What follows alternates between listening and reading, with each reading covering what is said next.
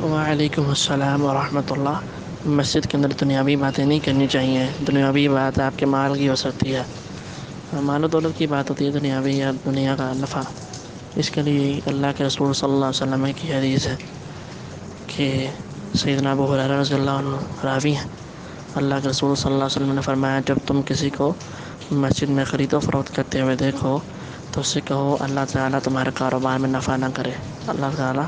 اللہ کے نبی صلی اللہ علیہ وسلم نے اس کے لیے بد دعا کی ہے کہ جب تم دیکھو کہ کوئی کاروباری باتیں کر رہا ہے، مسجد میں خرید و فروخت کر رہا ہے، تو تم اسے یہ کہو کہ اللہ تمہارے کاروبار میں نفع نہ کرے، کیونکہ مساجد اس کام کے لیے نہیں ہے۔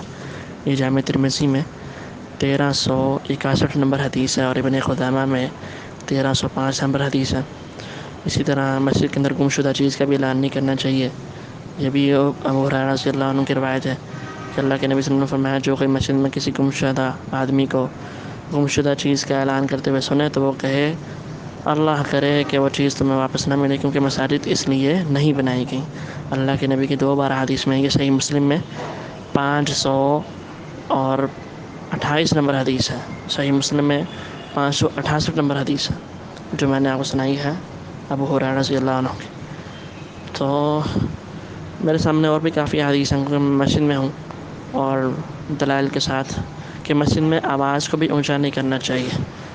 یہاں پر مسجد کے اندر بآواز بلند بھی نہیں بولنا چاہیے۔ یہ سیدنا عمر رضی اللہ عنہ نے طائف کے رہنے والے 2 آدمیوں سے کہا جو مسجد میں نبوی میں اونچی آواز سے باتیں کر رہے تھے، اگر تم مدینہ کے رہنے والے ہوتے تو میں تمہیں ضرور ستا دیتا، تم رسول اللہ کی مسجد میں اپنی آوازیں بلند کر رہے ہو۔ یہ صحیح بخاری میں 470 نمبر روایت ہے۔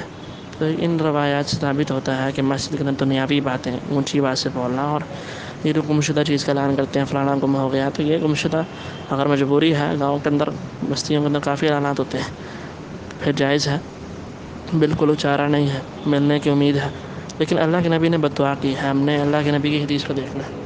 تو یہ دلائل میرے پاس حوالات بھی موجود ہیں، حوالہ جات بھی، کہ مسجد کے اندر دنیاوی باتیں، کاروباری باتیں، لین دین نہیں کیا جا سکتا ہے۔ اور دنیاوی بات آپ کو پتہ ہے کہ لین دین ہی ہوتا ہے اکثر، اور دنیاوی باتیں میرے خیال میں یہ نہیں کہ کوئی اور بات بھی ہو، کوئی شغل میلہ تو بالکل ہی حرام ہے نا، مسجد کے اندر ناجائز ہے۔ اللہ تعالیٰ ہمیں ہمارے اصلاح فرمائے۔